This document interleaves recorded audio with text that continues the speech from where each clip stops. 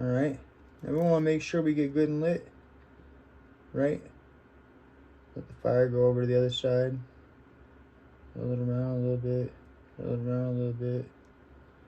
Right, we know we're burning the other side now. Now we blow it out. You just blow into it. And I get all this cleaned up. 1 second.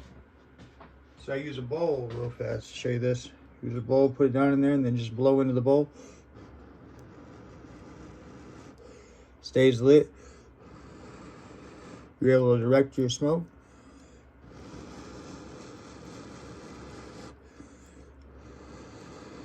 See? Now you get the rest of the room. Hold on.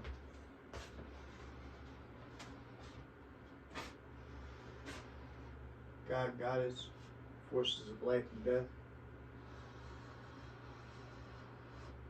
Please join us here in this sacred spiritual room. Please bring clearing, cleaning, healing, and any other form of blessing you can think of for both me, the practitioner, and the viewer. Please help cleanse this of all negative energies that I have, or all emotions that I've brought into this room since I've been building this channel. Let me relight since I'm halfway through the room. Be right there, y'all.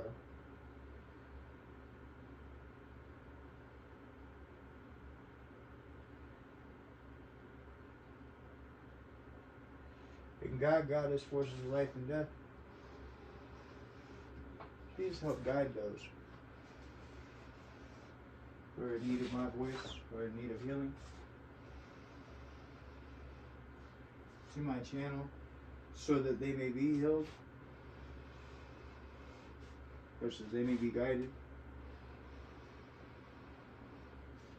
through that which you wish for me to express. Bear witness to.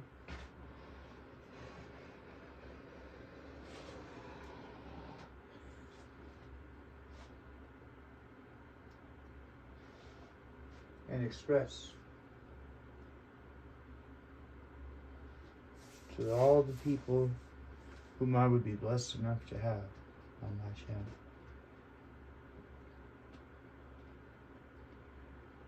God, we come to you today.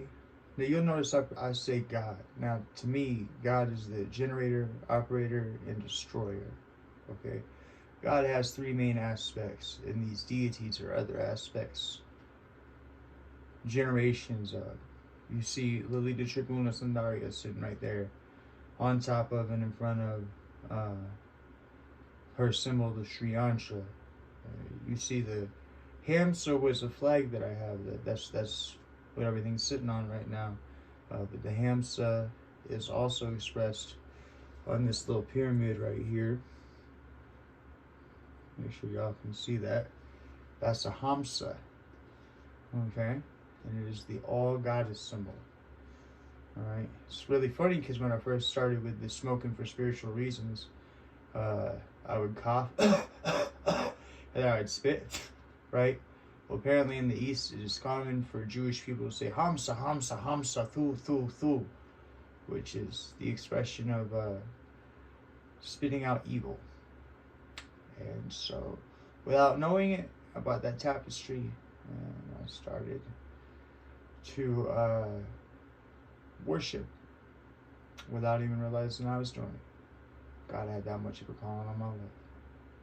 So, right now I would like to pray, and we've already called upon the forces of God, generator, operator, destroyer, forces of life and death. The reason why I say forces of life and death and I'm not bothered by it is because of this right here. I understand that you might be from a different tradition to where you wouldn't even believe this, but it's fine. Okay, I'll say it to you anyways. So I never met the devil, but I want you to know something. If the devil existed, it would be to your benefit. The devil would be a dealer of karma. and he would be the one that you face. He would be a ladder, a way of getting over your issues so that you can evolve as a human being. So I have no fear in the devil, but I speak to God, both forces of life and death, Queen of Heaven, and Father the Gardener, death.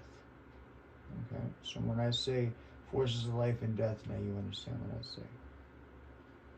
Forces of life and death, I ask that you come down here, and I ask that you have your hand in this reading, and I ask that you give me the words to say to bring healing and inspiration to others, but also the words to say to bring encouragement and value to others, so that they may be introspective as opposed to looking for somebody else to take care of their problems for them, but looking for somebody else to be the fix to the life that they need. And so God, Goddess, forces of life and death, I ask you to please hear me when I say, for those whom I have harmed, and who I've ever done anything wrong to, in any way, shape, or form, I ask for your forgiveness. And for those who have harmed me, and who did anything wrong to me in any way, shape, or form, I offer you my forgiveness. God, Goddess, so mote it be. Amen. Alright, YouTube. This is my very first tarot reading on here. Anyways, I've done a few for friends in the past. I never actually stood up and presented anything like this. So, we're going to take it one step at a time. I'm probably going to stumble over some things, but it's going to be alright, and we're going to get through it. So, first thing I need to find out is, so what we need to understand here, and of course I get better at explaining this, but we need to understand here is, this is the now. This is the present, okay? Your choices are going to go up here. You're going to have two sides to your choices, okay? One of those sides is going to be based off of your mental, your logic. The other one of those sides is going to be based off of your emotional, your feelings. Feel me? What I have here is I have some decks of cards. We're going to go through them. You'll be able to see me sit here and shuffle and whatnot. I got a spot where I can move this over here and all that stuff. And there'll be a lot of time behind the scenes that you don't know about. But number one thing to tell you is that I've been watching tarot videos for a while. And while I have some concepts of what the cards are, I know that my best way to teach myself, and of course, that's what the channel is going to be about. It's teaching yourself empathy through tarot. Is to teach myself the cards by reading them. Okay, so what you'll end up seeing is you'll end up seeing none of it, but you'll end up seeing me shuffle the card, put the card in front of you, and then it'll be up on the board. All of a sudden, you'll see a definition appear next to it. That's because I don't have the definitions memorized. That's why I got the whiteboards. This is the whole thought process was. That's why I got the whiteboards, okay? That way I can put these things up here. I can write out the definition next to them, and I can see how they correspond with others, okay? Like I say, sorry for the not so quick intro, but this is what I'm doing. Now, the way that we're going to do this is, I got two decks. One of them talks about spirit animals, and I feel like that we can look at an animal, right? And of course, there's actual definitions with them, and I'll figure those out, and I get those up on the board. Like I say, you wanted to wait for that. But I come to realize that the animals can represent your emotional state or the energy that you bring into the situation. And the other one is we have a fortune telling, okay? Now, fortune telling represents also statements. These cards have statements on them, and therefore is your logical side, your part to think about. So I have to figure out where you are logically and where you are emotionally first, because you don't get to be here and tell me anything. So we're going to start with your logic real fast so you see what I'm talking about. So now, these cards have 4 statements. I love these cards. These cards are badass, right? And there's a way that you're supposed to lay them down. There's 3 cards per thing, okay? And I don't have the dexterity to hold them up. I'll try to, I guess, but honestly, these are for me to see where you're at in things. So this is your present. Now, like I explained to you earlier, when you walk backwards, you'll come to realize that 50%, right, is all you got of going through your life forward, okay? And so you'll realize that when you walk backwards that you missed 50% of your life. That's why you have to walk it backwards, okay? So this side not only represents the logic and what you thought, okay, but this side also represents the past, okay? That side over there represents the future. Like I already explained to you, you have no concept of the future, what it will be, how it'll turn out, nothing, okay? Now, explain to you real fast, the reason why my boy Ganesh is here, and the reason why the Sri Yantra is there, is now while I have Lord Ganesha up there too with Lakshmi, okay? They say Ganesha is to be worshipped first, but also Ganesha is the remover of obstacles. So I want to explain to you that God, the Father of death, the gardener of death, okay, he is also a dealer in obstacles and removing them. You understand? God will manifest you things and can bring you wealth and abundance. But masculine, God, the gardener, can sift things, can pull the weeds, can get things out of your way. That's why when I shuffle, you're going to hear me utter Lord Ganesha's mantra, and that's Om Gam Ganapate Namaha. And there's a reason for that, and that is I am praying for him to help remove the obstacles between me and you and the energies, my energies and your energies, so that they can mesh, so that we can have this reading. Now, I'll go through here and I'll lay these out. I've already stumbled on my first thing, and that is this right here. Now, I have this singing bowl over here, if you didn't notice when I had it put on the altar here, when the camera was flipped over. And what I want to do is I want to use that singing bowl to tune in, right? So you can hear when it, sometimes it'll rattle. I'll just consider that as energy that has to be placed or moved. Okay, I've already Om Gam Ganapate Namaha. Okay, we're gonna tune those things in. Okay, now that's what I'll do over here. The one thing that you could do for me, okay, at least as far as your physical involvement, something that you can do that you can add energy to the situation is that you can hit the like, you can hit the share, and you can hit the subscribe. You can hit all 3, you can hit 1, you can do whatever you want to with it. But the reason I say that is this right here, is that if you want to bring your energy into this room with me so that we can better connect. And I heard this from another tarot reader, but I can't think of what their name was.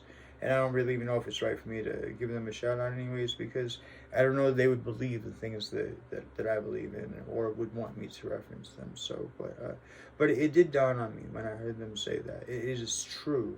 If you hit that like, share, and subscribe, you connect your energy to mine. And I'm going to connect my energy to yours by tuning in with that singing bowl. Here we go, right here, okay?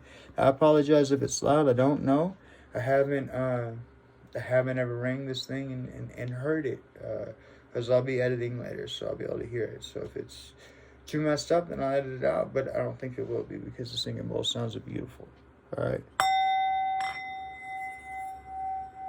Om Gam Ganapate Namaha. Om Gam Ganapate Namaha. Om Gam Ganapate Namaha. Om Gam Ganapate Namaha.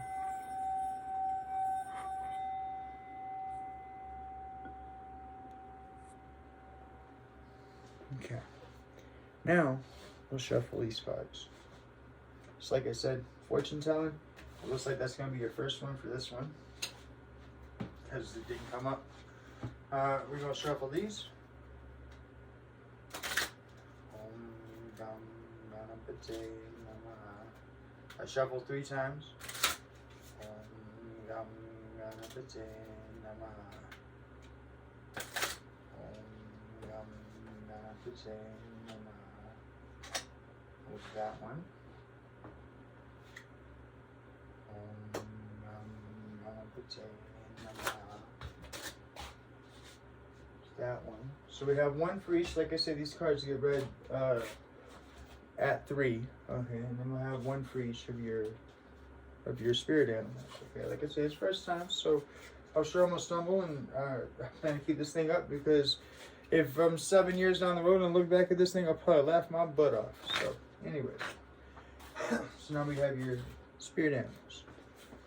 Okay. So we'll shuffle these 3 times. Om Gam Ganapate Namaha. Om Gam Ganapate Namaha. Om Gam Ganapate Namaha. You have your first, your second, and apparently that one wanted to come out. Your third. Alright. So I haven't switched these over yet. But we're going to eyeball them. Alright. So, your first statement is, now, sorry, before I read, because I haven't read yet.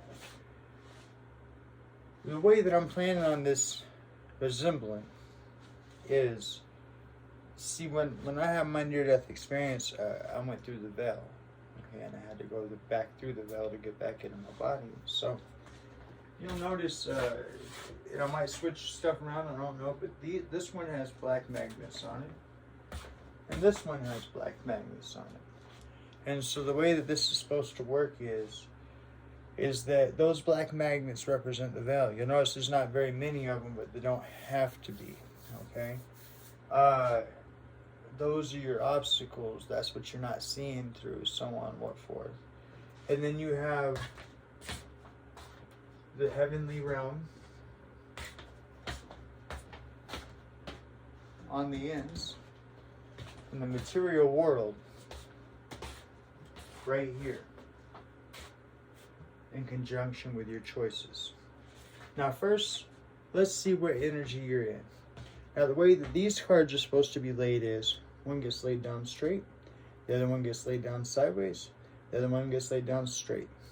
So, if I flip this over and read the top of the card, we see that it says, and I apologize, like I said, I've been in a car wreck, so it takes me a second for my eyes to focus. It says, someone who is ill is going to recover. Okay, so you have a family member that is either actually sick, or a family member, friend, okay, whatever, a person involved in your life that you obviously give a damn about enough to know that they're ill, but also that it has emotional value to you. Okay, so someone who is ill is going to recover. Okay, if you got multiple people that are ill, it says one. Okay, someone. The other one, this is meant to be read sideways.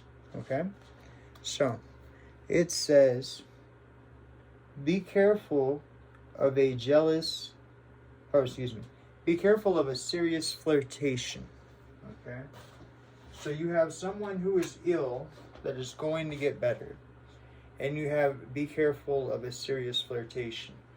So what does serious flirtation mean? Now usually I would apply that to meaning that it would be you flirting, okay? But it could also be, because like this has happened to me before, where like I'm just being nice, and next thing you know I get a number. Okay, well, I didn't go looking for a number. I guess there's nothing wrong with it, okay, but I didn't go looking, in my way of believing, okay?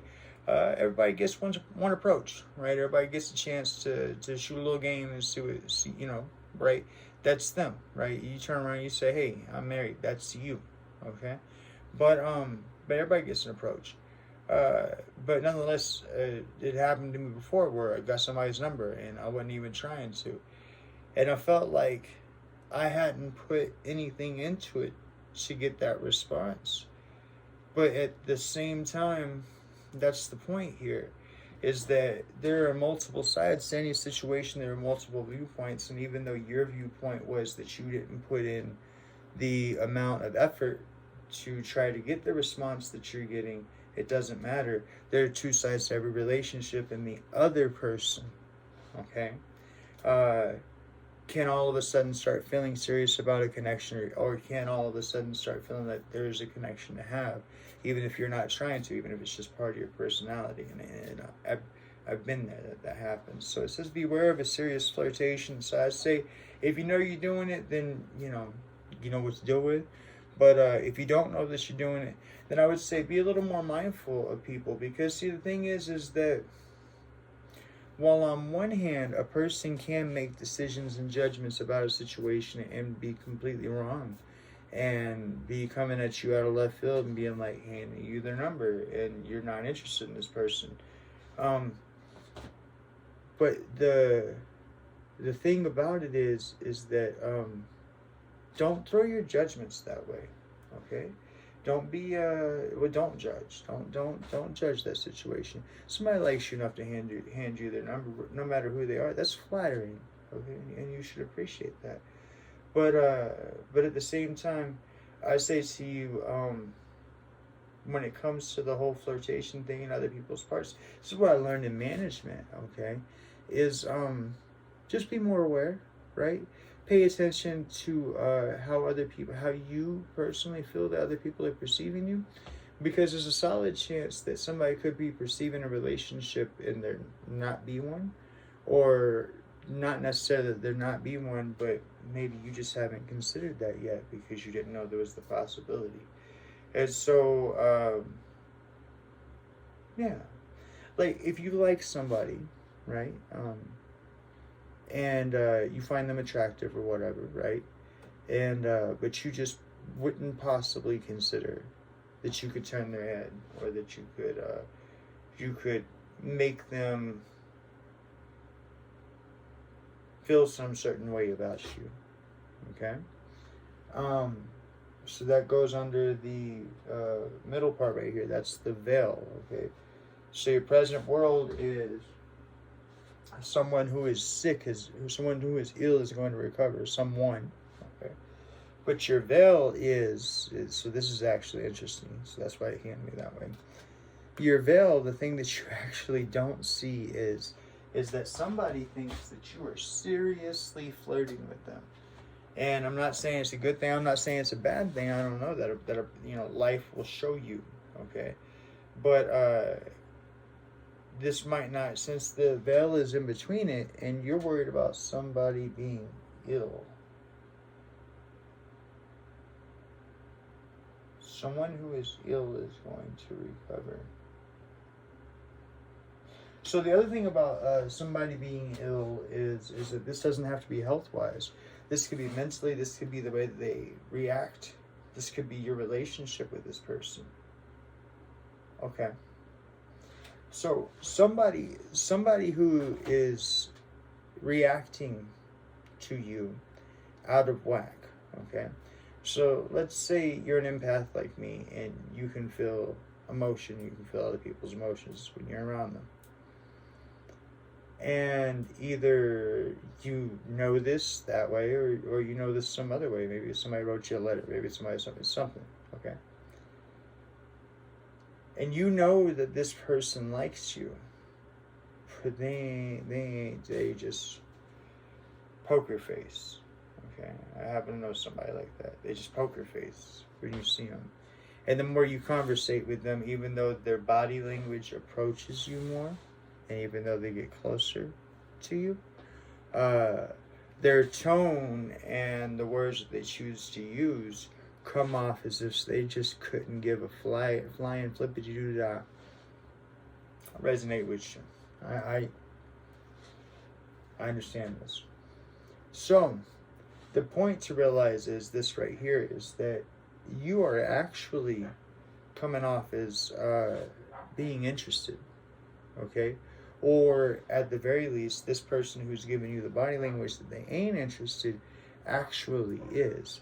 And when it says beware, I don't necessarily take that as being a bad thing. I take that also as being a possible surprise. Okay, so we haven't gotten down to our last card here yet, and it's been to be read upright, not sideways. But I tell you, you might be surprised. Now, it might be that you're taking care of somebody who's ill, and they take it as something serious, and all of a sudden they're like, "Hey, what up?" Right? Or it could be that, like I say, I identify with this situation. Somebody, when they react towards you, they react very standoffish and whatnot, but their body language keeps approaching you. And even though the tones in their voice and everything sound like they have not one flippity-doo-dah about you, their hand gestures and the way that they hold their face when they look at you says that they're interested. So you get the mixed signal thing, but you know that these things don't lie, so you wonder what's going on in this person's head. Well, right now they have some sort of illness. There's something going on in this person's life that you don't see, that you might not be privy to, but that's causing this rift, this you not to see what you feel, or you not to see what it is that you are clearly picking up. So it says right here, beware of serious flirtation. When that switch flips to the other side, whatever that is, we ain't put nothing up on the board yet, so we don't know. But when that switch flips to the other side, all of a sudden, whereas you would have expected them to be tiny stepping, right, and leading up to a certain point, when that switch flips, all of a sudden it's going to be solid chance, because it says beware. It's going to be full board, right? All monkeys to the front, right? Like we getting this thing going. We got to get this bag of kittens down the road. And next thing you know, you're like, whoa. Here's somebody comes determined and ready to be with me and interested in being with me. But this whole time you was giving me the RBF, right? So our last card here in this part about what you're thinking and what you're logicking, what's going on in your mind. That's what this represents. But it also represents your past perspective. So this is your past perspective up to the beware of serious flirtation.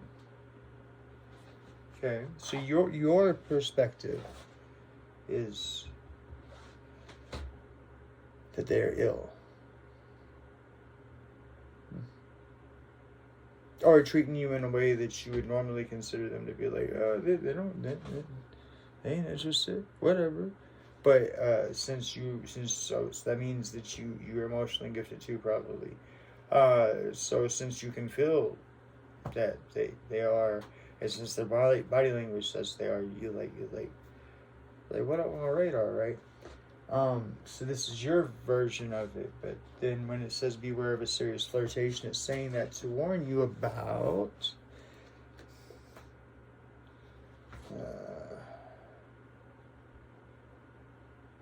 you are a great leader.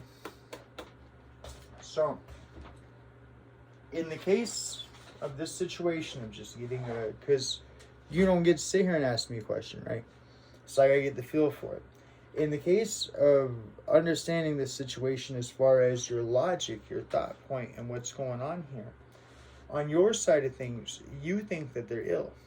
Okay, they're reacting to you or acting to you in such a way that you don't you're not picking up this thing's going to move forward, but you're not understanding why this thing's not going to move forward, because all the energy and all the everything else is there.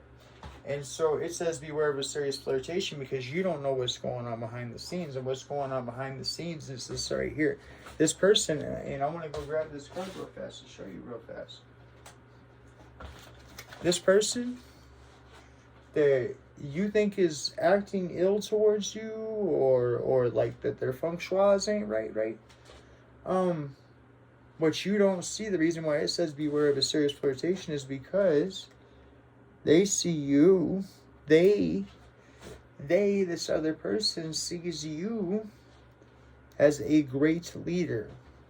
Now, you know, there's this thing called starstruck, right? So sometimes, like when you go in for a job interview or something like that, you find yourself tripping over your words and such as that. This means that they actually value you at a higher place than you value your own self, and therefore they find you intimidating. To be quite honest with you, the reason why they giving you the stiff face and all that is because they view you as a leader. Okay, the reason why the reason why you can feel their emotional body, and their emotional body says yes, I'm interested, but their actual verbiage says I'm about my job, I'm about my stuff, is because they're trying to impress a leader. Do you understand? They're trying to hold themselves. They're trying to hold themselves in a way, okay, in front of a leader. They're trying to make themselves look good in front of a leader. They feel that they have to react this way. Now, I don't know what it is that's going to be the flippity-doo-dah of this here situation where you don't see something developing and something big is developing, right? But that's what that board's for. That's what the veil's for. So everything's good. Everything in line. So far, this is how I'm going to do my readings. I get better at it. Sorry it's taking me so long. Okay. So then, now that I went through the past, now I can understand how to read. I pray and I wait for things to come to me, and a lot of times they fall in line in front of me, and I start understanding it. So I'm actually learning how I'm going to be reading tarot as I'm doing it in front of you. So then, if this right here represents the current choice. Okay, this right here represents the material world. Okay, this is your viewpoint. This is what you see. This is your perspective. This is the veil. This is the divide. This is what's between you and the other person. This over here is, and you can't see it. And of course, I got better mountain spots, and I'll deal with that whenever we go down the different sides. But that over there represents their perspective. But it's the in between right here that we got to get through. We got to figure out what the in between is. What is it that you're not seeing through? What is obstacling your observance, right? But what's in the way? So that's how that's going to work. So we know then, and that means that this card represents your material world right now. This card represents the veil or the obstacle that's in between you and seeing the situation. And this card right here represents the other person's perspective. So we're going to see. So this has to do with emotion. Our first card is Dragonfly. Okay. And it says, oh, and this is a really tiny reading. Let's see. Can I do this just right? I can. Oh, but it's backwards. Isn't it? Yep. Dang, I almost figured out how to do it. Self-acceptance. Okay. Transparency, truth. Metamorphosis. Light-heartedness. Compassion, authenticity. And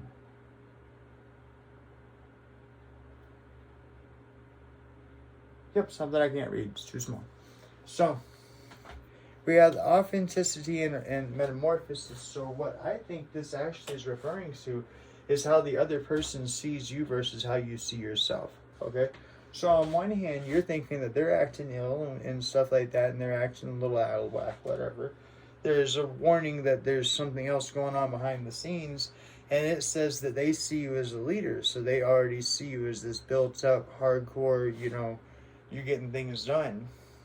But on this side right here, you see yourself as being lighthearted, kind of carefree, kind of whippity-doo-dah, right? Because this is your norm. You might be able to identify with me, like, on the fact that, like, I went through a life of, I put on the channel. If it's not up right now, then it'll be previewing, right? I premiered everything, right? So whenever it comes up, you could have been in a situation where you lived a life like me, where drama and mental abuse and emotional abuse is a common day thing, right? It's a common practice. It's something that you go through. So you function at that, right? And when other people see that, even though that's your normal because you're all wound up because you're dealing with anxiety, they think that you have your shit together. And you have to, because you had to survive. So if you identify with that, I'm sorry, because I know what that life is. And just like me, hey, you're stronger. All right? So, the part that you don't see, and the thing that's blocking you, the thing that you can't see through, is we have the will. So the will says devotion, inspiration, creativity, abundance, impulsiveness, self-assuredness, generosity, optimism, and impatience. Okay. Interesting.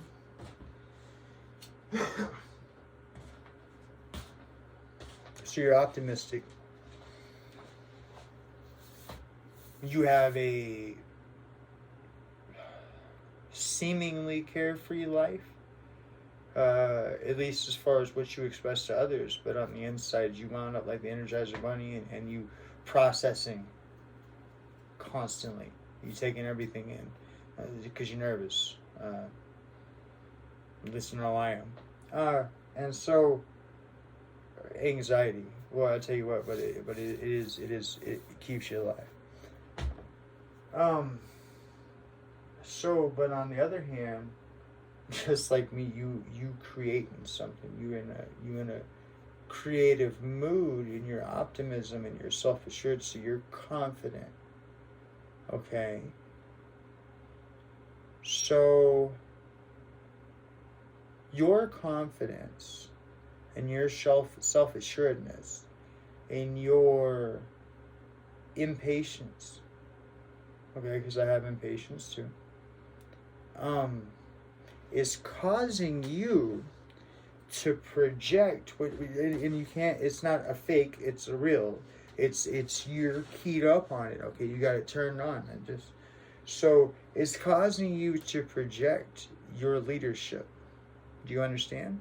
So this is causing people to put you already in the role of a leader. Do you get what I'm saying? So as a result, here you are carefree, and you think that the world, or at least you're trying to present yourself as carefree, and you think that the world is acting something strange, or in this case, this person is acting something strange. But in reality, what you don't know, what you don't see, is that the whole world has all of a sudden seen you kick it now into second gear, because you're stepping up for what it is that you're busy putting together. And while this doesn't have anything to do with these people or this situation, what is happening is these people in this situation are responding to the fact that you've now kicked it in second gear. They didn't know you had a second gear. Okay, makes you look like a leader, makes you look like you on another level, and you are. Okay, and so as a result, the reason why all this is coming across this way, and the reason why all these things are strange, okay, in your life as far as how people are reacting to you, and I understand this is where I'm at too, okay, is because these people see you as a leader. Okay, these people actually really value you. They're just not 100% on how to express that to you because of whatever in your relationship or your situation with them. So I say to you,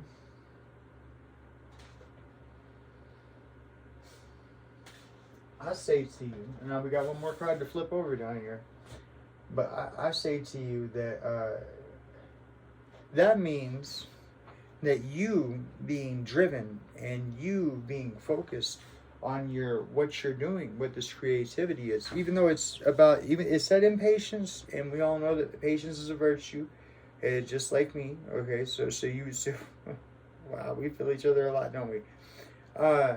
What you call it? But the important part here is that it says impatience, therefore that means that you need to be patient.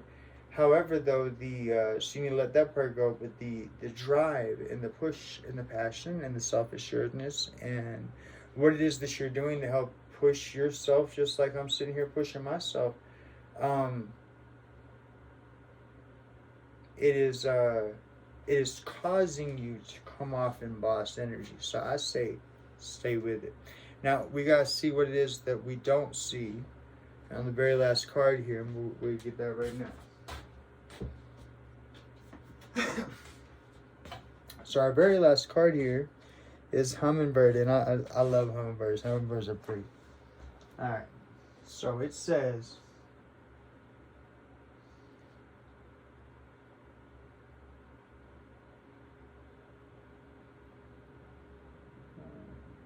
joy, playfulness,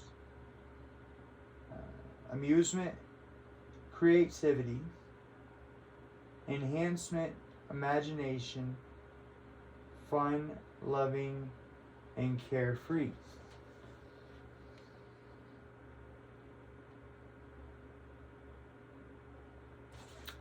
Okay. Situation here is you, in your perspective, and the perspective of someone or some others, okay, about you. So what you gotta understand is that you don't see why they're reacting this way. And they're reacting this way because they see something in you that you're trying to hide. Okay? And since you're trying to hide, you're putting yourself off as carefree. However, though, here's where the magic comes in. What's going on here is that what the other people see is you carefree. So what I'm getting at here is that while your determination, your will, your self-assuredness, and your reassuring is causing you to drive yourself to a point to where they're seeing you as this leader, that's how they see you, that's how they think of you. What's actually happening is that they're also, the reason why they're seeing you, the reason why they see you that way, the reason why they're thinking of you, is because of the simple fact that you have already attained what it is that you're doing. You're just so pushed. You're just so self-assured. You're so driven. You're so motivated. So I feel you 100%. You're so driven, so motivated, okay, that what's going on here is that you're not even stopping to smell the flowers. You got flowers in bloom, baby. All you gotta do is stop and smell them. So I'm gonna get myself set up for what my next cards are gonna be as far as me shuffling and me spreading them, and I'm gonna set you up here or up there. But first, you have a choice to make, and I'm gonna put that right up here on the board. We're gonna talk about that here in just 1 second. Okay, so I'll be right back. So see, like, this is what I enjoy the best, okay, is, you see, because if you go back through my channel and you look at where I explain about myself, you'll see where for a year and a half I was out of my body from 6 months old. I learned speech while I was out of my body, and I would talk to my parents while I was out of my body, and my parents would respond, which is interesting because there's no way that I could have been talking to them in the physical. Do you dig me? So even though I was there in the same room as them, I observed my body. I didn't like it. All that's there. Even though I was in the same room as them, when I would turn and I would speak to them, they would.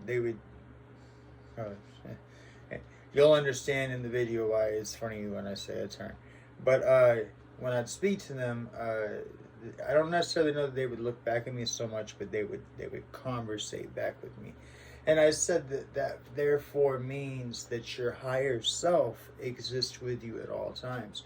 And you know, to me, it's really why I want to do this, because the truth of the matter here is that now I'm going to give you two separate choices. That's not how I'm going to film it, but that's how I'm going to give you two separate choices. Do you understand? And I'm going to tell you right here, right now, the two separate choices, when you actually boil them down, is actually going to be between your mind and your heart. Do you understand? Okay, no matter what, okay. But the reason I say all the intro beforehand is because of this right here. Is because what I dig so much is that if what I'm to understand is true about what I experienced about my parents being able to talk back to me, and I promise you that their higher self did not exist, at least in my dad's life, and for sure so far in my mom's life. Here, okay, it existed. It's with you, but it's not you not, or at least they. I don't want to judge you. They weren't there.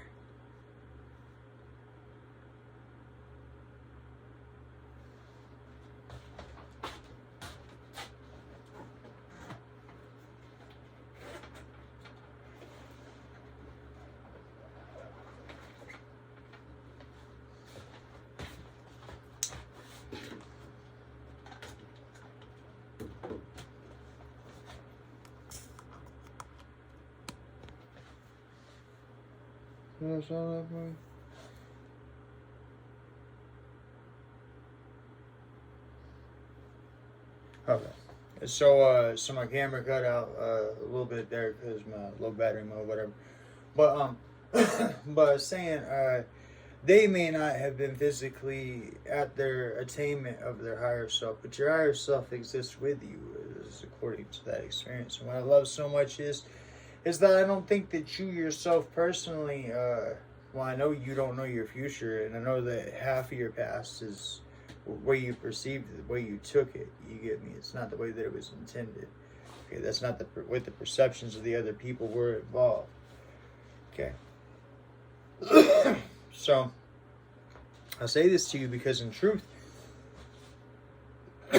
from your higher self's perspective, the part of you where your masculine and your feminine have come together, the part of you that you can attain through yoga, the perspective, okay, that you can have from uniting these two halves, your heart and your mind, is actually one solid statement. And that's why I'm going to break things up the way that I am and all that stuff.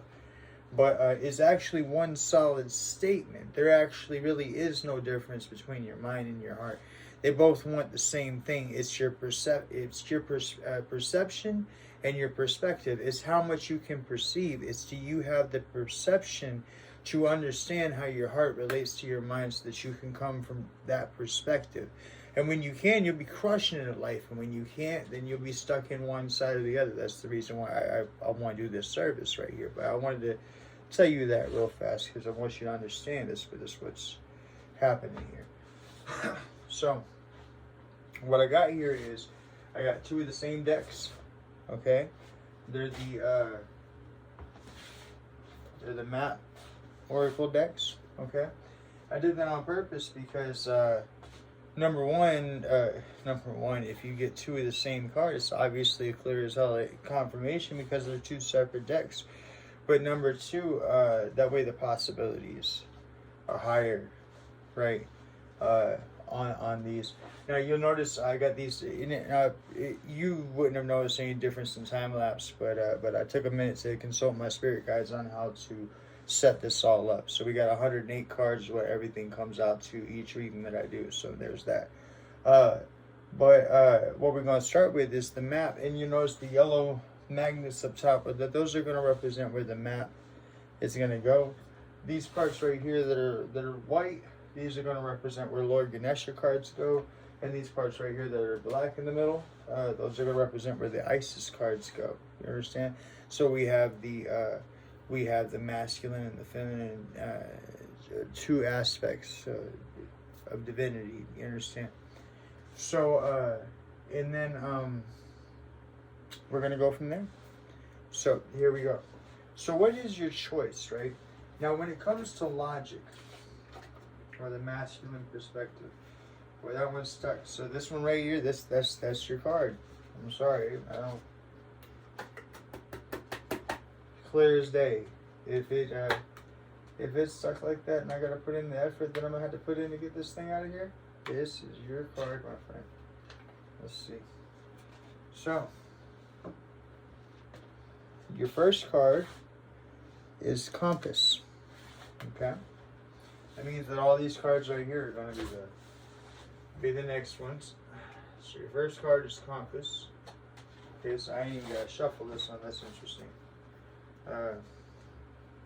Your second card is solitude. Okay. Your third card is goblins.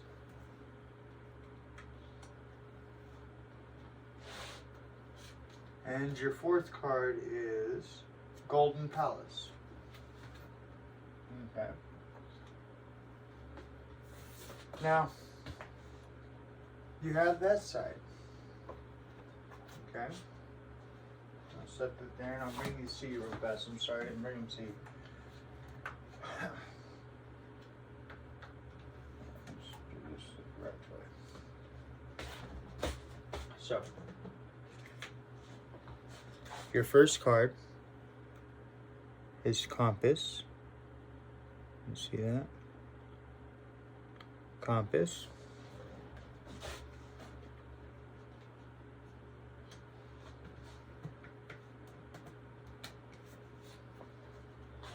Your second card is solitude. Okay.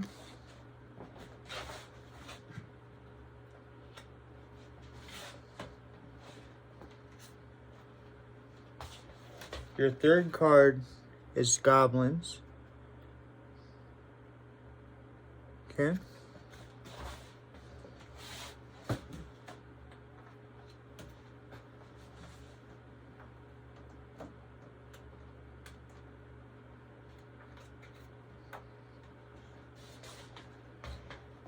And your fourth card is Golden Palace. Okay?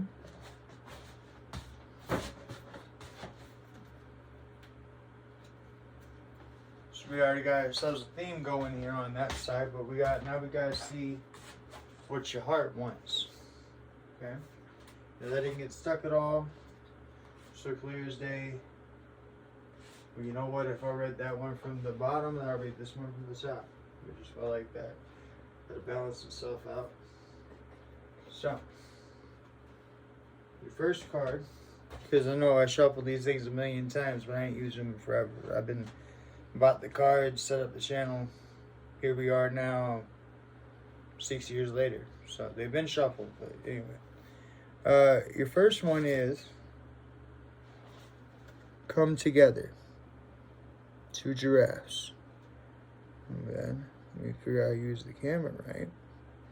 There we go.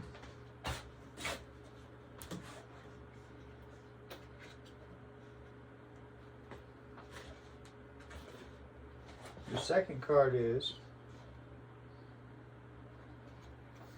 Protecting Treasure.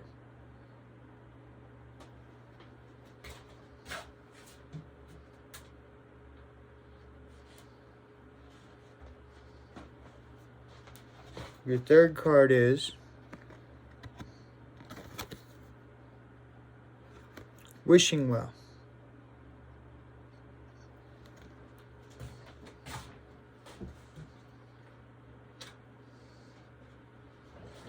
And your fourth card is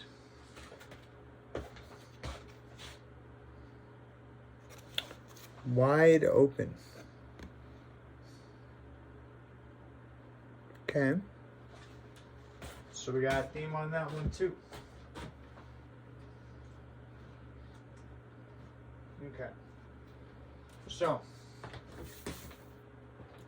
from reading just the pictures, before I do any of the figuring out what the book says as far as what they stand for,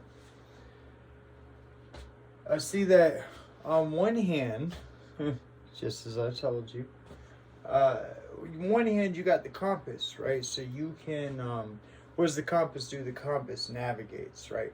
We know that we have a solid where magnetic north is, and we know that we can figure out where we're going from there. You with me? Okay. So the compass is like infallible information, right? We know this. Okay. And so So reason I say that is because you can choose to go with your mind with what you think is infallible information. Now, in this case, it might be that you think these people are acting oddly towards you, okay? That might actually be what this actually represents here. Is that since you see people acting oddly towards you, because as we already went over, you're in your leadership role right now, but that's not because how you're trying to be with other people. It's because you're actually going towards something. So, on one hand, since you see people acting oddly towards you and you don't understand why, you can choose to go with your mind, and you could, I want to say judge, but I don't really want to say judge. I want to say that you can choose to go it alone and close off from people, and you can, because the very next card is solitude, okay, but you can choose, okay, to find your path. And there's nothing wrong with that. Okay, there's nothing wrong with that at all. But you can choose you to find your own path. With me? Now, when you do, we see that we get to this. We see that we get to this desolate kind of tower, right? There's kind of some swampland around there. I don't necessarily know that I'd want to drink that water, you feel me? And I don't necessarily know that I want to be in the top of that tower. It might be a little spooky, right? But it's solitude. It ain't nobody going to mess with you there.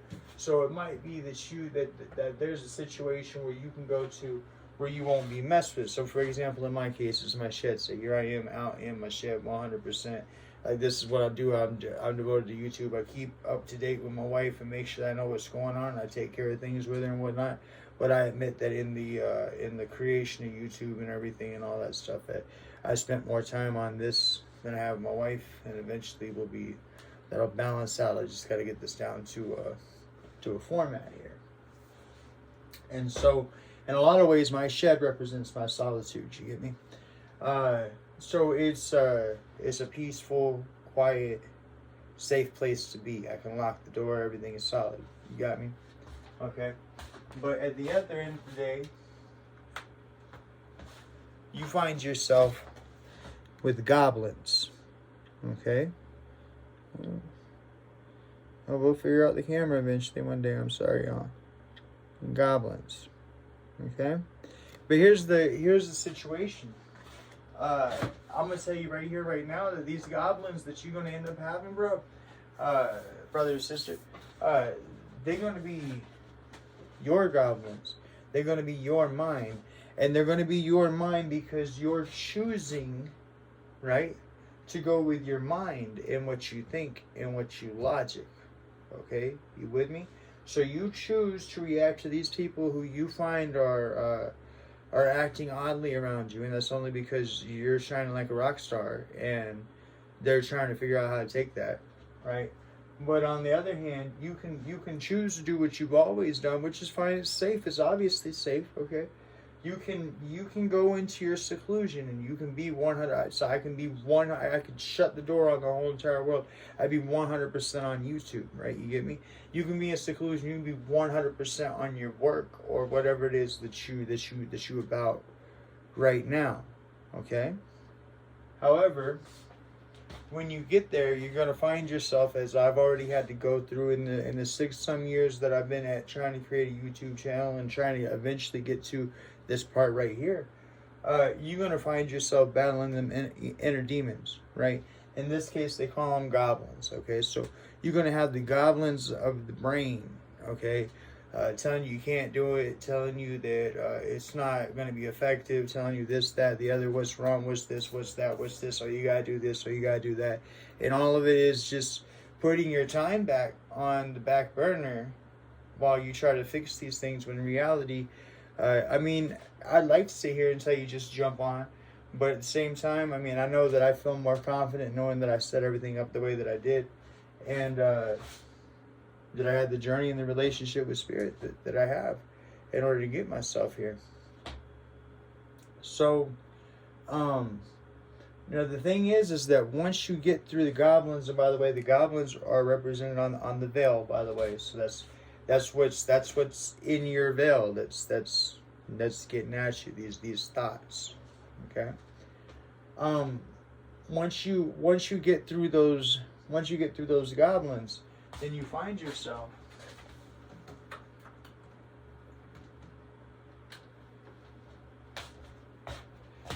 sitting in a golden tower. Okay, but I kind of want to point something out. You notice how number one.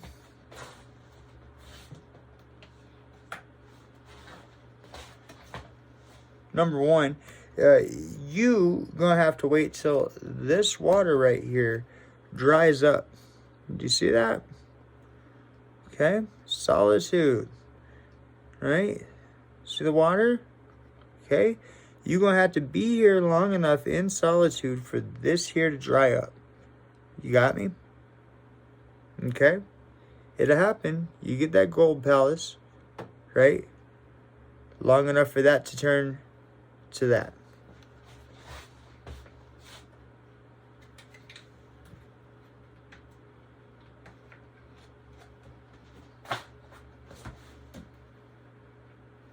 And it looks like in my case, it took me 6 years to get here to having this channel.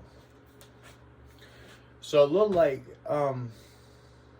number one, I'm figuring this thing out as I'm going. So I'm sure I will end up learning the map cards, but I'm not actually going to read those. I'm not actually going to put down the definition, because I'm going to say right here, right now.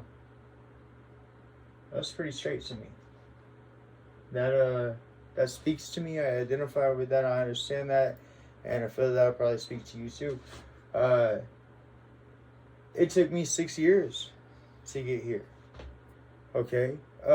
Water's dried up in some places of the world. Okay? Past. So this is what I've already done. This is what you've already done. Okay? So your reaction, your natural reaction to find your compass, okay, to follow your mind, to solitude, to being away from everybody, okay, it's only going to lead you back to your mental goblins, okay? But once you face them, you will eventually get to your golden palace. You will eventually get here. It took me 6 years to get here, okay? But I'm saying it's going to take you 6 years.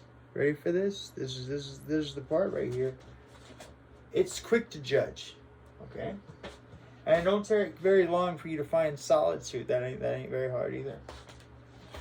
When you come over here to these bad boys and deal with your mental demons, your mental goblins, the stuff that just keep jumping out, it takes a while. So my 6 years has been me sitting here in my 6 years of just dealing with me, right? Now I've gotten to the other side, and that's why I feel emboldened and empowered to talk about these things with you guys. But I'm saying that if you look at these people this way, as ill as that they're doing, they're acting on around you, okay, you only serve to seclude yourself, and when you seclude yourself, you will eventually find your golden palace. But buddy, you got to go through the mental goblins first. And if this is a choice that you have yet to make, then you'll be stronger on the other side. Okay, you'll be more in your power, and you will be you'll be good. Okay, but you have to face them. They're goblins. Now maybe this channel might help you, because I plan on talking about that and on how to do that. But I'm still saying it's going to take you some time. Okay, so your first choice is your mind, and your mind says solitude. Okay, so when you react to these people as far as how you view them, even though you don't know that they see you as a leader, then you go to solitude. However, if you react to these people from the now, where it says transformation, okay, then you are, I'm sorry guys, I gotta get to a light where I can see. Self-acceptance, transparency, truth, metamorphosis. This is not transformation, it's metamorphosis. Authenticity. if you stand in, so in my case, I've been bettering myself, I've been changing myself as a person, so I have the ability to stand, and my authenticity is something that I created as a result of going through the mental goblins, you get me? Okay? But the debacle here is that if you choose, instead of going right back, instead of staying in first gear, you know, or driving automatic and it's just on autopilot, okay? If you choose, instead of secluding, to branch out, to come together, okay?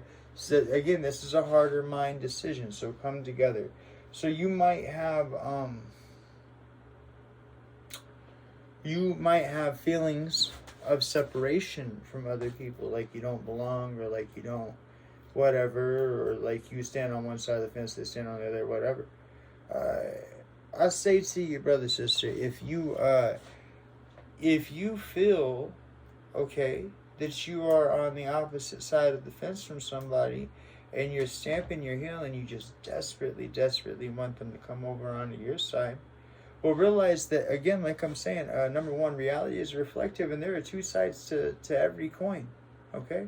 So if there's a fence and somebody ain't coming your way, you can come their way. You get me? You can choose to step up and be the higher person, or you can choose to step up and do whatever you got to do in order to bridge that gap, okay? So if there's an unbridgeable gap between you and a person, or you start feeling a certain way, or you start feeling a certain way about how somebody's treating you or something like that, okay, you can always take the step yourself, right? If you yearn for them to come your way, then maybe that's what they're yearning for you, okay? And like I say, life is reflective. So a lot of times, the very things that you're busy thinking about a person are the very things that they're busy thinking about you. And a lot of times that these just like two ships passing in the night, okay? Because you never come your step, or they'll never come their step, okay? But the fact, maybe, that the idea that there exists another ship to get on, right? You and me, or a bridge to cross, or a fence to step over, okay? The idea that is there, okay, says that the benefit of the two of you coming together can be, okay, but it might be that it requires you to step over something. Now, what feeling like people don't connect with you, or feeling like you don't fit in, or something like that, okay? A lot of times that's an ego thing. It's not always, but a lot of times it is, because you just might really not fit in with people, and people might be treating you odd. That's fine. That's their prerogative. But my point here is, the reason why I mentioned the fence, and the reason why I mentioned all these things, and about you taking the step is that if you feel that you're distant from people around you, and you feel that you've been separated from people around you, then my friend, isn't it your life, right? Aren't these the people that you encounter? And when I say you encounter, I mean, like, we really need to break that down. There's a lot that we do with our English language that we really gotta, we can take a second real fast to break this down, and realize the fact that you are blessed for each and every individual that you see in your entire life. You get me? That's just how that works. You get to encounter somebody, and if they have a difference of opinion from you, then number one, you stand the chance to be offended, but number two, you also stand the chance to learn and to grow, okay? And so if you're the only peacock on a farm full of chickens, okay, then maybe you should take it upon yourself to take a foot out, right? Take that step and walk over and see what the chickens are doing. Okay, you might find that you got something in common. You get me? So my point is that if you choose to make that step, this is what this is saying. Now, if you make that step, we have protecting treasure.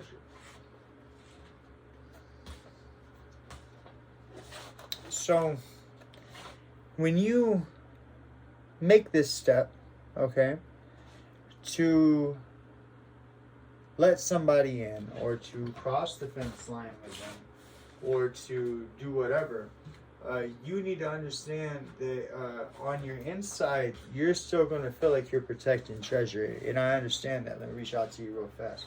So the reason why this is a built-in mentality, this is the reason why this is a constant triggering switch to put you back into solitude. And you know that you can deal with your inner demons and go through that suffering and be alone and whatnot. And you know that it'd be beneficial to you because you know that you'll end up with the golden palace at the end of the time. However long that time is, you with me? Okay, but that's your natural. If you take the next progressive steps, so this is the now, right? You can stay in your past if you want to, or you can move forward. Okay, and this is what it's saying.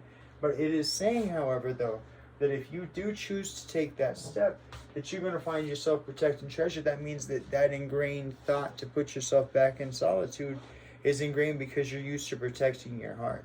So when you move forward in this relationship, you're going to find yourself where you are protecting your heart. You're going to hold your heart close to you, and you stand a chance of not opening up as much is what the warning I would give you is. But now this protecting treasure right here is under metamorphosis, or metamorphosis is under it. Remember that, this card that we pulled right here.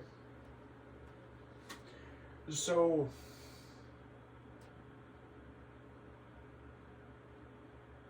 you might find out that if you choose to come together and you choose to take that step, you choose to open up, you choose to express yourself, I think in a lot of cases, pretty sure what that's about. But I think that in a lot of cases, I think like this right here, I think is about my YouTube, at least as far as me and my energy and what I'm doing. So so again, I could choose to be solitude and hide from the world, or I could choose to be open. Now, y'all won't know anything about how I could choose to be solitude and whatnot, because I haven't tried to hide myself in any way, shape, or form. I'm not like sitting this close to the camera. I'm like, can they see my face? You know, and stuff like that. Like I choose to be open. So this refers to that with me. So I choose to open up, but at the same time I feel guarded. Okay, you can choose to open up to the situation, whether this is stepping into a new job, a new relationship, a new friendship, or a new endeavor. Okay, but I'm saying that you will feel guarded. However, at the same time, though, since I have stepped into this endeavor in an open spirit and an open mind, and see where it goes, I tell you, and that what you find out is just as I found out. The whole gibby gab, right? The whole I was homeless at 14 years old. You don't think I learned how to hustle, right? You don't think this is constantly going in my mind anyways? Like this is how I like way I talk, way I think is the same thing. Okay, it's just what I do. And so what I say to you is that come to find out, when you open up, when you open that heart up, you realize you've been protecting treasure, and you actually really do have gold inside here. You just, I'm not trying to call you out. I'm just saying it as it was for me. Do you have the balls to open up your heart? You know what I mean? And so when we go to the next part right here, when we go to the bell of things, we find wishing well. And so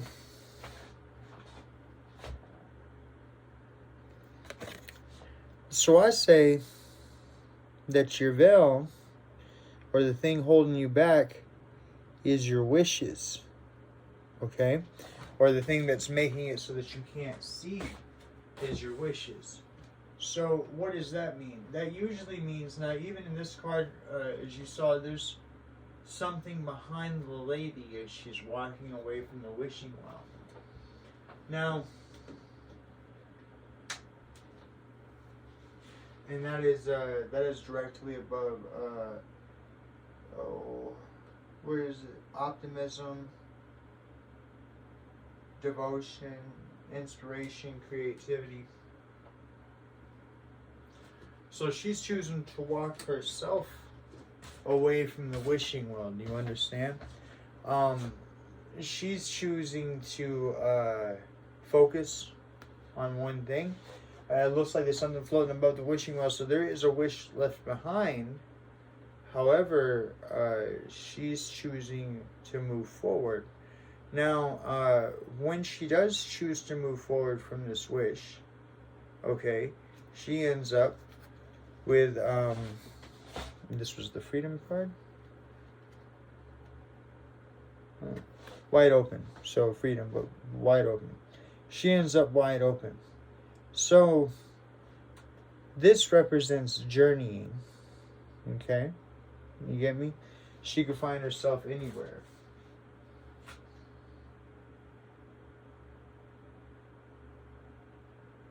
Because she's walked away from that wishing well.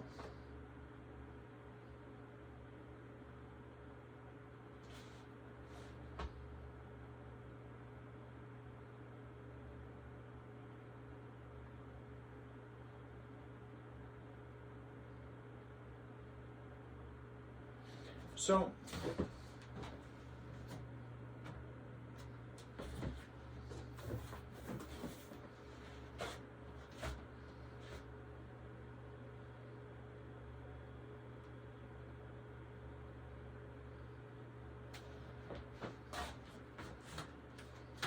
this is where you are.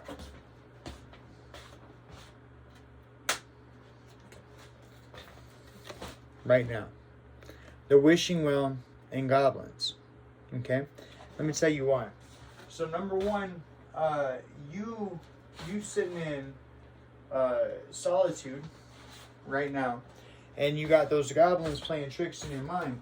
But the whole time, truth of the matter is that the goblins playing tricks on your mind and all that stuff, that's you sitting here at the wishing well. Okay? That's you wishing and wanting. Okay?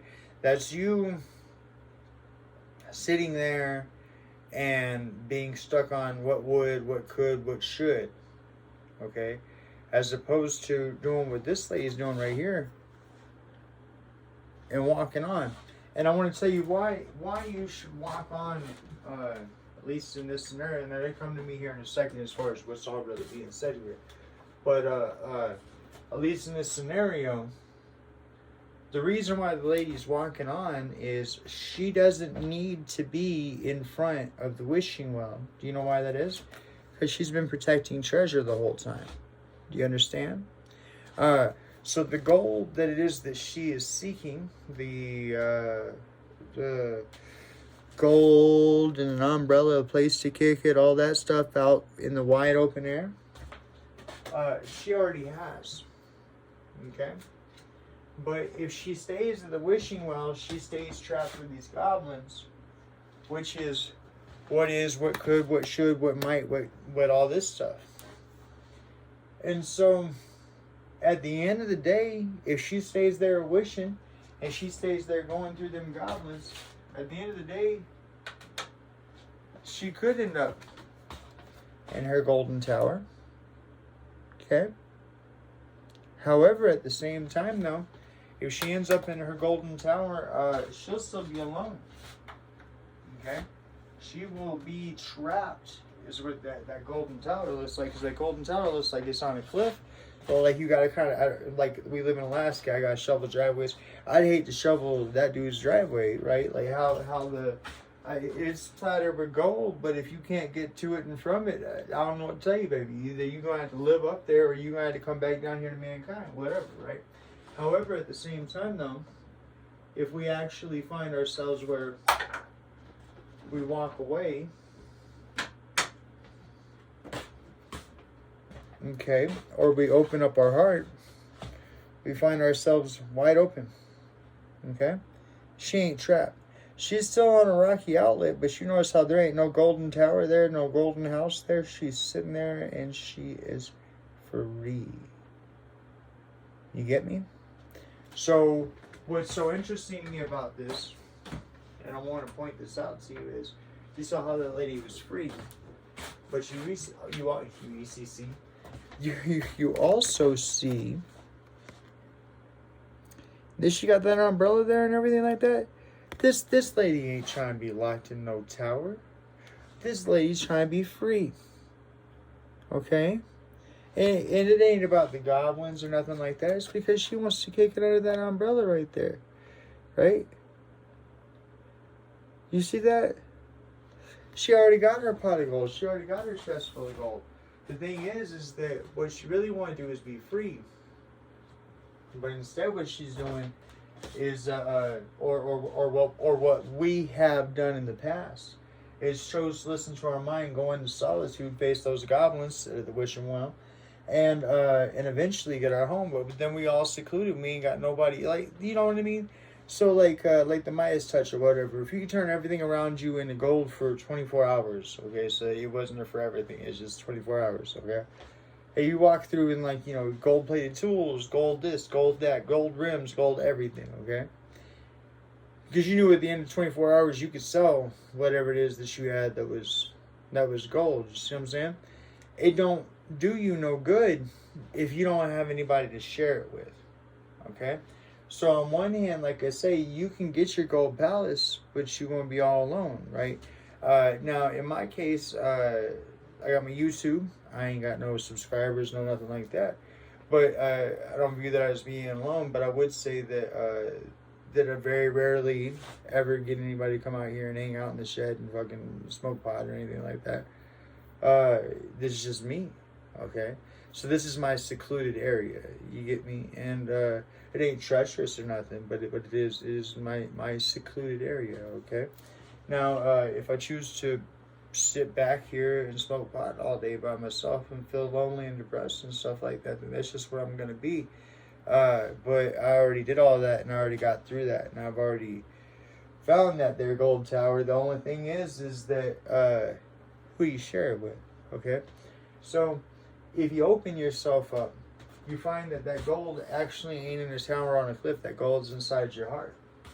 And you end up walking away from that wishing well, which was... Now, I'd like to say that the wishing well represents an idea of the past, okay? So maybe something that we were hoping for that it just ain't never going to turn into, or it just ain't never going to be. But at the same time, I feel like the wishing well represents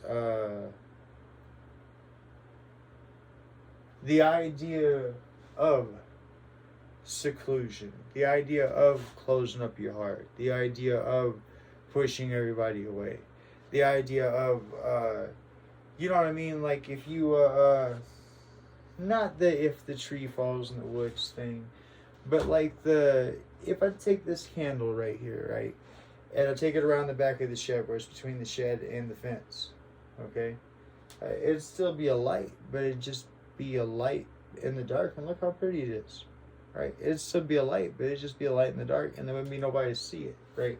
So there's a person back there or something. If I was taking a candle to somebody, that'd be cool, right?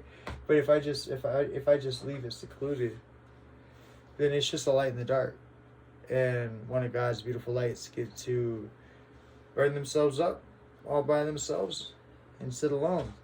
However, you open up like I have, you find that your treasure is inside here. Okay? On to the next part. Alright, y'all. So, really, with looking at everything, I was actually fully prepared. I have the ability to pull, or at least I have 108 magnets. So I have multiple decks. So I have the ability to pull 108 cards, and I actually intended on doing that. But I just really feel like this message is so straightforward. And in order to pull 108 cards, I've come to realize, because this is my first go at it, okay? So, but I come to realize that this is something that, because so I have anxiety from all the trauma and abuse that I went through, and so I end up waking up early in the morning. So this is something that I will start during the day, and I will end up pulling y'all 108 cards is what I'll end up doing. But I'm not going to break this one up at all. I'm just going to give it to you guys straight. I'm going to edit out whatever little parts need edited out, and then boom, she's going straight to YouTube. But the other, where I do the 108 cards is going to, but I wanted to give this thing a try. This is my first go at it, so cool. But nonetheless, though, my job here, my goal here is to bring you guys to God and to see, when I say bring you guys to God, I'm not saying have an impact on your religion or your viewpoint of the world. I'm saying bring you guys to God, as in you chose to have this moment with me. I know the Spirit's here because it's what I live in. I've been in my tower for a long time, and way I got out of my goblins was spirit and faith, and that's why God has given me the ability to open up. Okay, it's a straightforward message to me.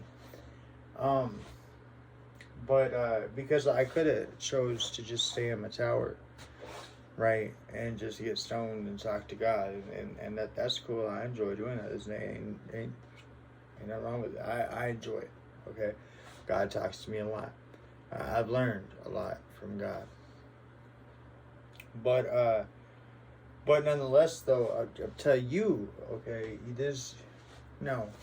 don't isolate, okay?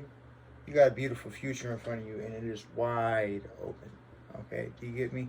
You don't want to be trapped in a tower. You want to be in the air. But since you offered this time to be with Spirit and to be with me, then I want to go ahead and I want to flip the cards that represent God and the way that I had planned out to do my tarot. So I want to make sure that God always has a voice in everything that I do, and so I want to make sure that you guys have the ability to hear that. So first off, as is customary, we're going to start off with our Ganesha cards. And second off, we're going to do our Isis cards. Okay. Now, what you call it? I'm pulling, so just as I pulled 4 from each deck of the map cards, I'm pulling 4 from each deck of the God cards, okay? Go along with this. That way we can see what's happening here, we can see what God's perspective is of it, you get me? So I always, in those cases, those were clear as day what I was supposed to do with them. But every time when I shuffle, I do because like I say, we're asking Lord Ganesha to remove all obstacles so that we can clearly see what's going on. Okay, so shuffle 3 times. Om Gam Ganapate Namaha. Om Gam Ganapate Namaha. Om Gam. Okay. So your first card that Lord Ganesha has to say about you choosing the compass, or what the compass represents to you, or that direction, that point that you think is solid in your life, okay, that you choose to follow. And I'm telling you, in this case, now I follow my intuition, and it's led me to that. But I say to you, whatever that solid focal point is, this is what Lord Ganesha has to say about it. So we have surrender. We have surrender. Okay? I don't need to look up any definitions for that. I understand that 100%. Surrender. See how he's out there in the open space kicking it? Enjoying himself and whatnot? Right? He ain't trapped in a tower. That ain't where you trying to be at. Surrender. Okay? That is clear as day. Our next card. So when it comes to solitude and you being in that swampy land, okay, and you going and finding that tower that's away from everybody where you ain't gotta deal with nothing, okay. What Lord Ganesha has to say about that is achievement. So if you surrender instead of wall up, okay, the place that is the Tower of Solitude is a place of achievement, is a place to grow, is a place to find yourself, is a place to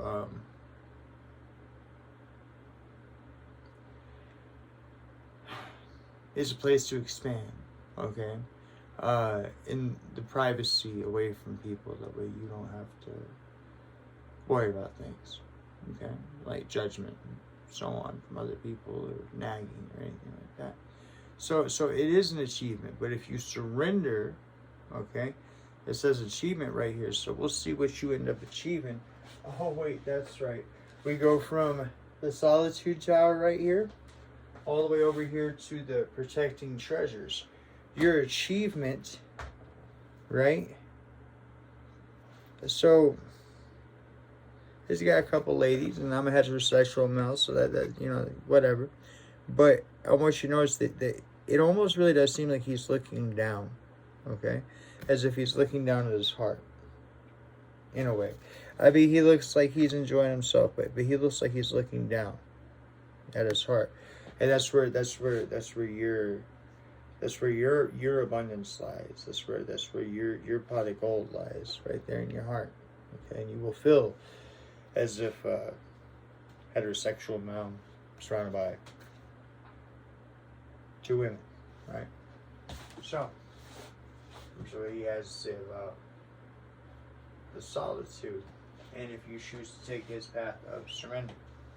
Now our next card represents the goblins, right? So this card right here is going to be what Lord Ganesha has to say about the goblins, the mental demons, the things that not necessarily terrify you, but that just nag at your mind and just gnaw on you, right? Okay? And what Lord Ganesh has to say about that is determination. Okay? So in other words, when you surrender and you gain the achievement of starting to see what's inside your heart. Now, I've been through this, is how I can say this, okay? Their mental things are going to come up. Now I gave them all to you. I put them all online. They're either all there or they're all premiered to be there, okay? My mental goblins, my mental demons, okay? I went through them and I did it with determination, okay? See how he's meditating, right? See how he's dealing with himself, okay? He's going inward, okay? He's going in here, okay? That's where your treasure is. All right. And then, when it comes to your golden tower high up on the cliff, right? After all the water is drained out, after everything, what does Lord Ganesh have to say? Wholeness.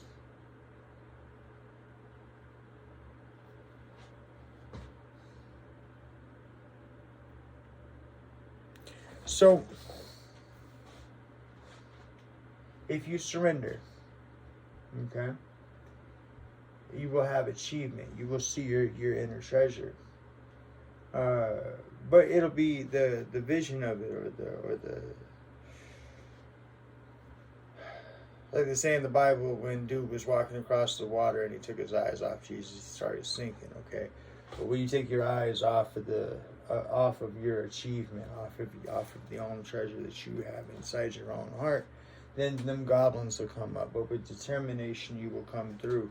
And instead of being in your golden tower, which sounds amazing, high up on the hill, away from everybody, where you have the vantage point of protection, your castle and all that stuff, but you're alone and everything else about the world is missing, Ganesh just says you will find wholeness.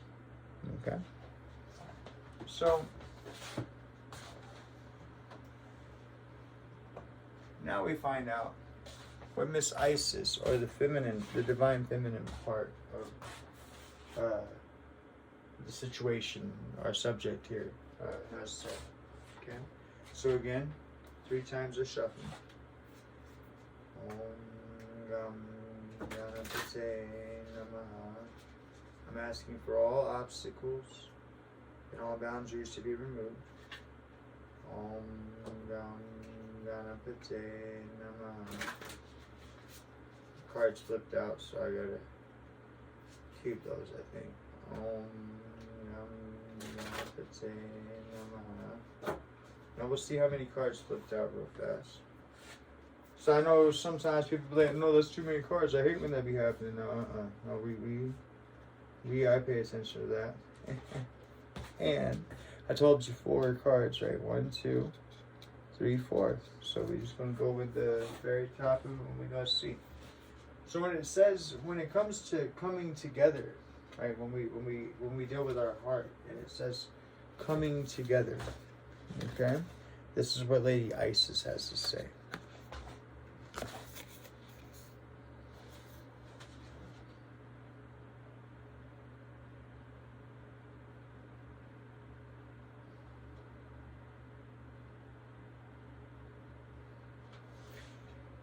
So it says, Temple of Black Obsidian. Now, black obsidian is a protecting stone.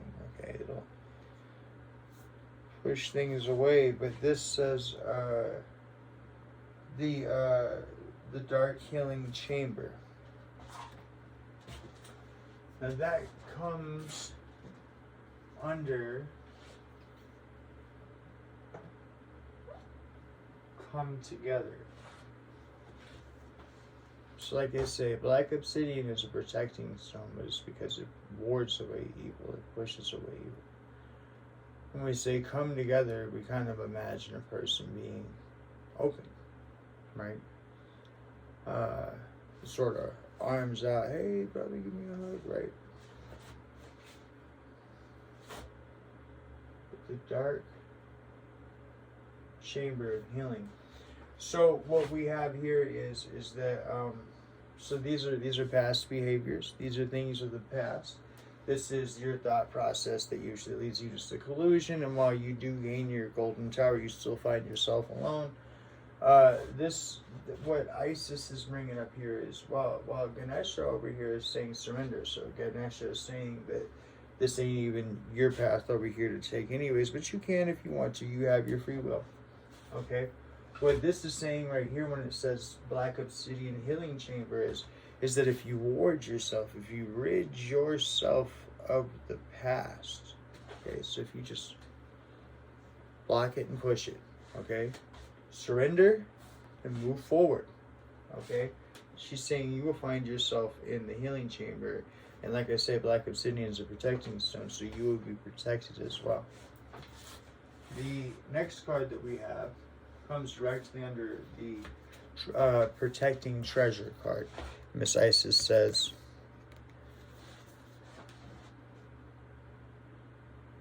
rising sun, the divine solar child reborn. So, and I understand that these cards have meanings and whatnot, and I'll make sure that from now on I start these things early in the morning. That way I can actually read the meanings and I can really get up here with the pen and everything. But like I said, this is the first go. So when it says rising sun and child reborn, I mean, it really does speak to the fact that you've been protecting treasure. It's in there. And so if you push away from the past and let the past go, then so this is even saying to me, because like I said, the reason I can read tarot is I can read my own energy. This is even saying to me that once I let go of my past, and I have put it out on YouTube, I'm not talking about it, okay? That I'll move forward is I already feel that I have, but I have no idea what stage I'd be at of this, so nonetheless, it's saying that you will be reborn. So that would mean that I'm in the process of that right now, because I have not been reborn yet, so to speak, right? Rising sun, because I don't have not one subscriber or any of that, and I'm not saying that to say anything to you guys. I'm saying that to say that that would mean this is where I'm at right now. So currently, right now, I'm at finding my own personal treasure inside myself that I've been protecting this whole time. But I've been warding up in a castle because I've been afraid of the world. Because I've been afraid that the world's going to take my material treasure. Do you understand? Or I've been afraid to trust people. Or I've been judgmental. Do you see what I'm saying? In some way, shape, or form. Whatever little word goes with it. Okay? But this is saying that if I release myself from the past and I let go of all the stuff that I don't put on YouTube, like I say, that what ends up happening is that I find myself going through healing and I'm protected. Okay? But then it says rising sun. So rising sun, like I say, reborn. That would be this right here. So I've actually let go of my entire past. I've rid myself of my family. I've all that. I have my wife, okay, and her mom, and that's okay. That's still isolated, but that's okay. I'm still I'm not isolating and doing anything bad. I honestly want to reach out and help and inspire people. Okay, so that's what I'm doing here. So this like I said, this would be where I'm at right now, because if I don't have not one subscriber, then I haven't been. Of course, now this is a little bitty baby, so this again, it makes sense. So this is where I'm at right now. Okay. Now our next one comes from walking away from the wishing well. We've got to ask ourselves, what really is the wishing well? What is it that we're actually walking away from? Okay. And to that, we have this card right here. I haven't been able to read it yet, but you can see it.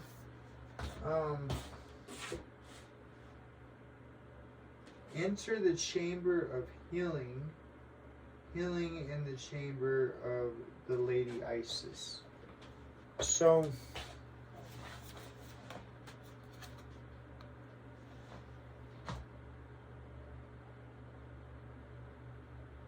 that's our choice, right? Is the chamber. We haven't made yet. Okay? That's our choice. Is that so you, me, right? Even though I'm here, okay, I still have things from the past that bug me that I'm trying to deal with. Okay, and it's all okay, and okay, it hurts. Okay, but it's I have to deal with it. But what this is the choice to surrender, or the choice to the choice, but this is going one way. Like I said, it's all going to be one reading, even though it's supposed to be opposite. It's all one reading. So just so we're absolutely clear, the way that your higher self sees it is to surrender, okay, and then the choice is about stepping into that healing chamber of Isis, okay. Dark healing chamber, it says there. No, does it look like a dark healing chamber? Okay. So that is you walking away from the wishing well. Now I understand the wishing well represents the past. The wishing well represents all the things that you held on to that you wish that the past could have been. All the things that you wish that somebody else could have been or done for you. All the things that you wish that you would have been or done for somebody else. Whatever. Okay? You walking away from that immediately puts you in that healing chamber. The healing chamber leads you to being reborn. Okay? Cards are right here. So when it comes to wide open, okay, this is what Miss Isis has to say. Okay, turn it your way. And I look at it myself. Ancient power mysteries. Hear the rattle of Isis playing.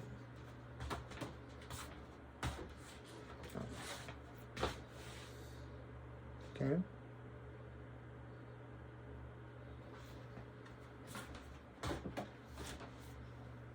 Now, she does almost look like she's dancing. Right? And playing by the water and being free, wide open. And in a way, I would almost tell you that Mr. Ganesha right here, be busy kicking it. When we kick it like that, what we usually do, we listen to music. You know? So, I think that's interesting. But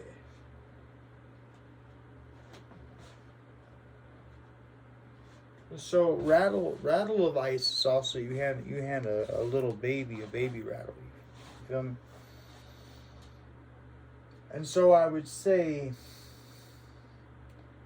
that what this is saying is that after you choose, because your higher self sees no other choice for you, okay? Once you choose to surrender, you find yourself in this dark healing chamber. That's the question. Okay? You will be reborn. And after you are reborn, you get to play. I can see that in my own energy too. So like this is confirmation for me in where I'm at, and thank you God. But for somebody else, maybe going through this, no matter what stage you're at, okay, I want you to understand that now that the 6 years is up, and now that I made it to YouTube, along the way I figured out how to smoke pot mixed with marijuana and lose weight, 10 pounds a month. I put the recipe online. It's sitting right there on YouTube. But to say this 6 years, I've had a relationship with spirits. I never really fully felt alone, but I have had loneliness and depression and whatnot. But it's been worth it, okay? And now that I'm on this side of things where I can react this way or I can react that way, now that I have chosen, because I have, like that was it. I've actually felt a relief ever since I made sure that I posted that last video. I got videos all the way up to the 26th at 6 hours, 6 hour intervals being released, just of introducing myself and my life and how everything turned out and everything. But what you call it, and the 2 restricted videos that, like, say the age restricted or whatever, that's because I actually go through the recipe of how to blend, mix, and put together the pot in the 2 recipes. And I'm actually really happy that YouTube was cool with it.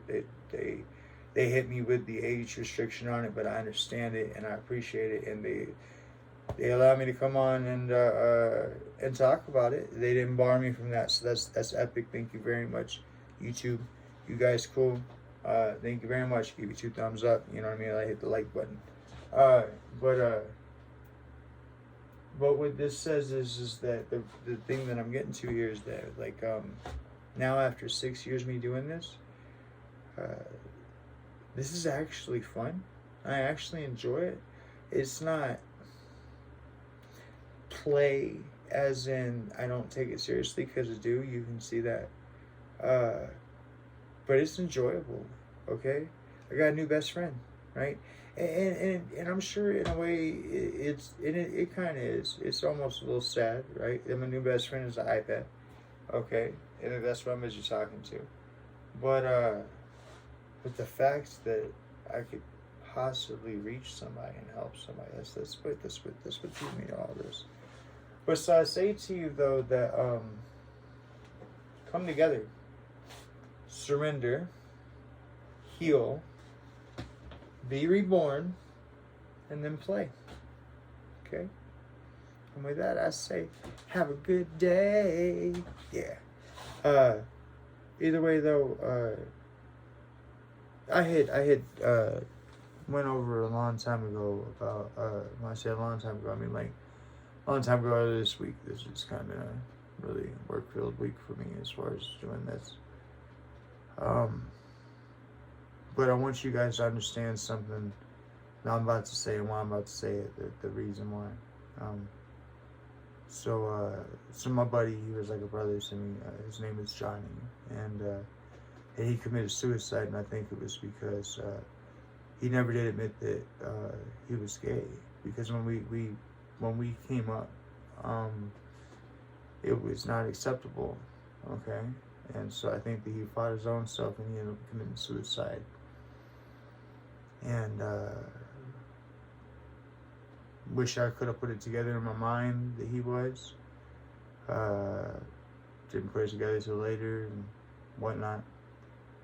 But I want you guys to understand that when I sign off these things, I'm gonna say, you guys, I love y'all. But I want you to know, obviously there's no, back and forth here or whatever, but I want y'all to know that it's important to me that y'all know that there's somebody that does. That we could meet tomorrow, and we might have differences or whatever, it doesn't matter. I would actually like to know you, okay? I would actually, I would take the time to listen to what you have to say. I do it with everybody, okay? It's who I am. And so, when I sign off and say I love you, I mean it. And I think that's something that we should all hear more. I think that's something that we could all benefit from. I think it's something we can all benefit from saying, okay? So, to you, whoever it is, whoever, male, female, whatever, doesn't matter, because, well, number one, I'm a heterosexual male, so I'm only interested in females, but at the same time, I don't view things that way, okay? I'm interested in the person on the inside. So when I say I love you, I mean that person on the inside. I mean, when I wake up, I've said this before, when I wake up in the morning, I stare at the ceiling. It's the same thing as when you wake up in the morning and stare at the ceiling. And I know that you got to go through the same trials, tribulations, things to worry about, things not to worry about, all that human experience. And you wake up every day bravely and you face it just like I do. And for that, I want to say thank you and I love you. You have yourself a blessed day. Bye-bye. So, I got this habit of I blow out these candles, and every time I do, I make a wish. And so, it's something that had been given to me to do. And now that I have a YouTube channel involving tarot, since I started this with a prayer, I'll end this with a prayer. And we will make these wishes together. But first, we need to figure out what it is we need to ask for. So, you can't see it, I'm going to turn around real fast to look at the board here. And it looks like we need to pray for surrender, determination, wholeness, achievement, being reborn like a rising sun, healing in a chamber, and playing. So,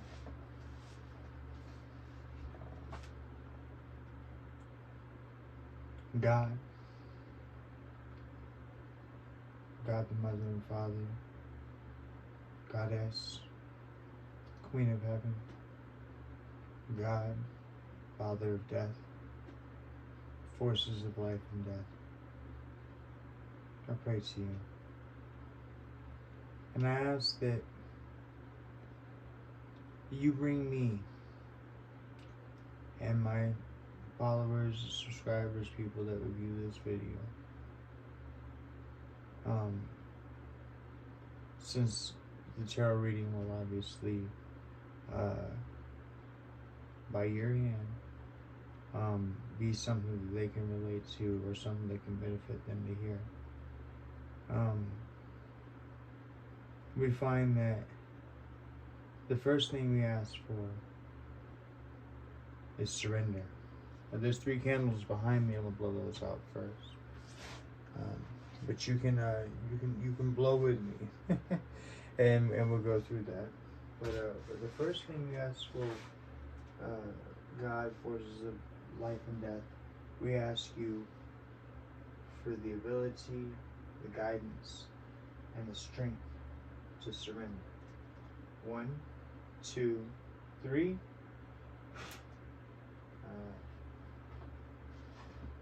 We ask you, God, to bring us the determination to not give up, to focus on our goals, to realize the truth that is inside us, that we seek to be free, that we seek to be wide open, and that we can only attain that through healing.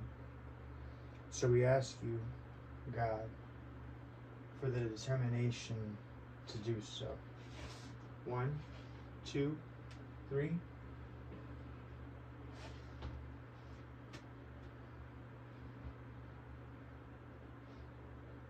we ask God that you take us into your chamber of healing, and that you bless us with us being reborn, so that we may rise like the rising sun. 1, 2, 3. Alright. I ask you, God, that each and every one of my subscribers, each and every one of my followers, each and every one of my people, that today be the day that they find peace. I ask you, God, to bring to every one of my people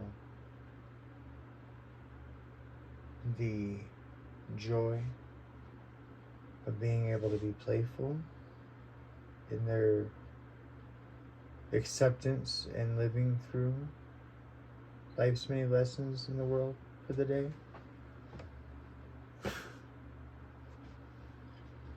I ask that you bring every one of the people that view this video and resonate with everything. Relationships, friendships or otherwise, but relationships that are whole, that are worthy, that are worth having. Both internal relationships and external.